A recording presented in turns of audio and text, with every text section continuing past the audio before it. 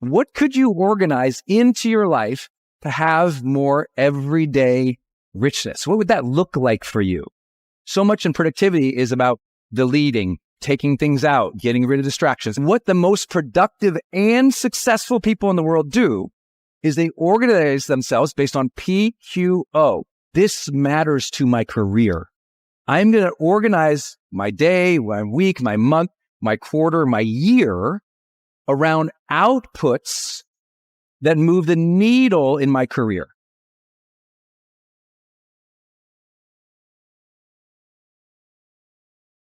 If you read High Performance Habits, we learned this from the biggest research of all time into productivity. And what the most productive and successful people in the world do is they organize themselves based on PQO. This stands for prolific quality output. Now say it with me. Prolific quality output. See, I knew at that stage of my career, you know what? Going live is new. No one's doing that yet. You know what? Online, content's really going to matter. So I'm going to post 4 times a day. No one's doing that yet. Not in my genre of personal development, right? Most of the genre of personal development was years behind when I went online, right? I was launching online in 2008, personal development programs and courses, right? The next guy didn't start until like 2014. So we were way, way out. And I'm talking about significant 7-figure, big online personal development. Okay. So why did I do that? Because I said, this matters to my career. I'm going to organize my day, my week, my month, my quarter, my year around outputs that move the needle in my career. How many of you ever feel like you spent, 70% of your week doing stuff that didn't really matter, but then you did like that 30% magic? You had that Thursday where you got so much done, and you even finished that Thursday and you thought, if I did that every day, I'd be a legend. You need more of those days. That begins with intention. On your Sunday setup, when you're thinking of your week, your question should always be, what quality outputs do I need to create in order to move the needle in my business or in my life or in my relationships or in my health?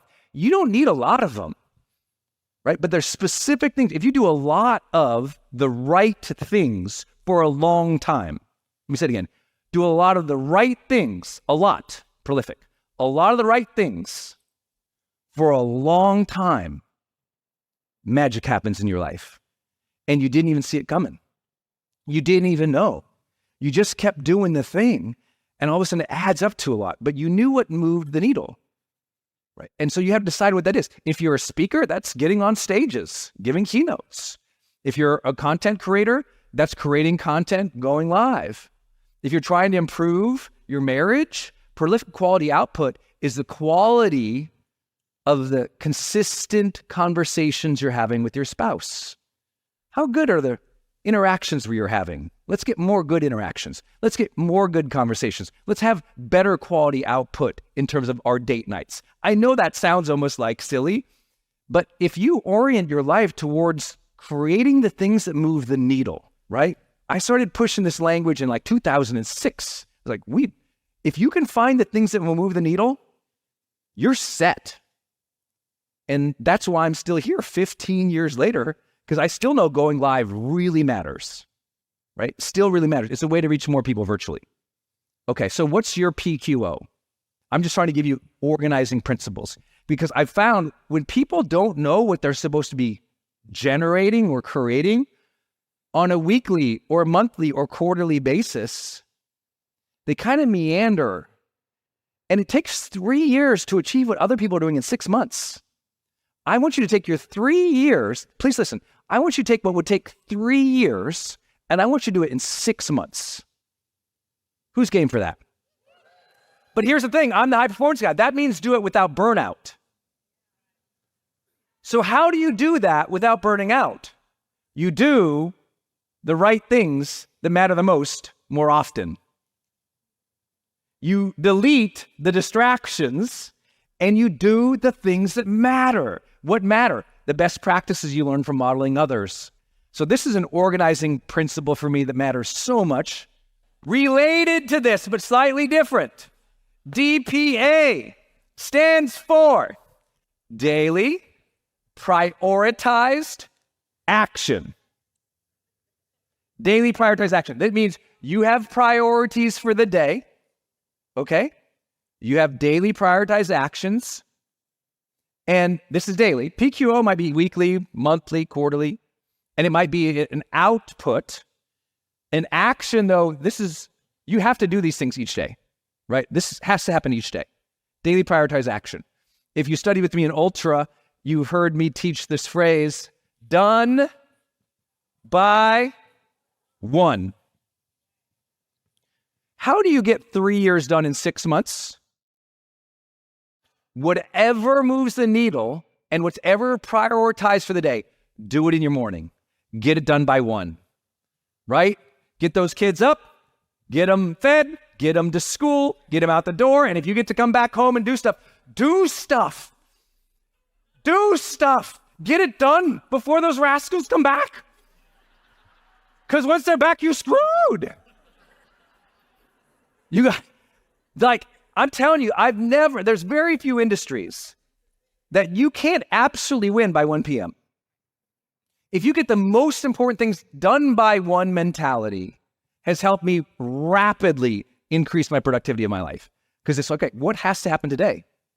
It doesn't mean I don't still work or still don't do things, but that emphasis is so important. Daily prioritized action. It means we've got to have that priority. Okay, a couple simple other concepts. This one is one of my favorite ones. Everyday richness. Some of you might have spied this little card in some of my live broadcasts. It's just a little card I have just off camera, and it's on a whiteboard and it says, everyday richness. Because the priority is to feel the richness of life, not when you have the island, not when it's the end of your life, not when you get the bestseller list, #1 podcast, it's feeling the richness of life now. So what is it for you? What makes life feel rich for you? When does life feel rich? What are you doing when you just feel like, this is what it's about. This feels good. For some people, that everyday richness is just watching their kids play and having more time to connect with their kids. Some people, that everyday richness is walking out in nature. It can be so simple. For me, getting up in the morning, doing a couple quick stretches, boiling the water for the hot green tea or for the coffee, getting that mug, setting up where I'm going to read, wherever I'm at, traveling, or if I'm at home, getting the right book from the library shelf, put the book down, get that cup when it's ready, go open up the sliding door, walk outside in the morning air with the sun hitting me with my feet on the grass. And I just stand there in the grass like some cartoon neighbor.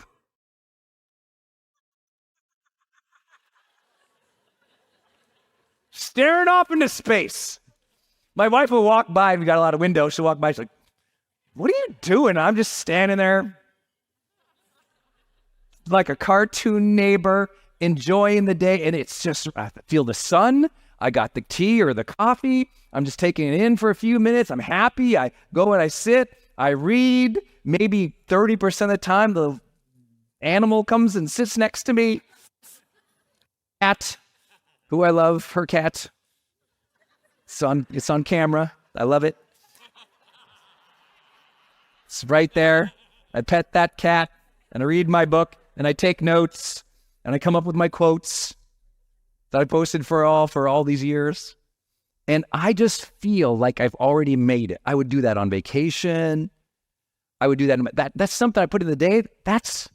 It doesn't take that long. It's a 30-minute thing, and it's just heaven to me every day. Did you touch heaven today?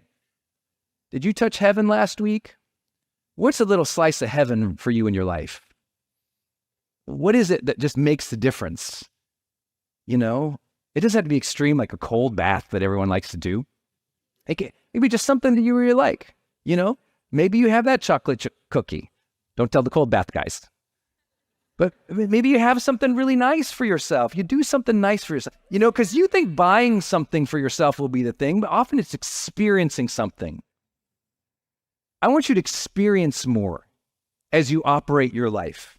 Many people, they're pushing the dials, they're doing the work, but there's no experience there anymore. They lost the zap, the zest, the touch of heaven, the slice of joy, the everyday richness. What could you organize into your life to have more everyday richness? What would that look like for you? Put more of that in.